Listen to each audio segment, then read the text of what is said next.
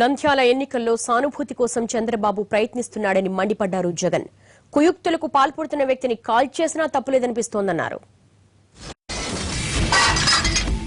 తల్లి తండ్రిని చంపేసి తల్లిని తండ్రిని లేనివాడినని చెప్పి ఏడ్చినట్టుగానే ఇక్కడ నంద్యాల ఎన్నికల్లో కూడా సానుభూతి కోసం చంద్రబాబు నాయుడు గారు చేస్తున్న కుయుక్తును చూసినప్పుడు ఇటువంటి వ్యక్తిని నడి రోడ్డు మీద పెట్టి కాల్చినా కూడా తప్పులేదు అని చెప్పి కూడా అనిపిస్తా ఉంది.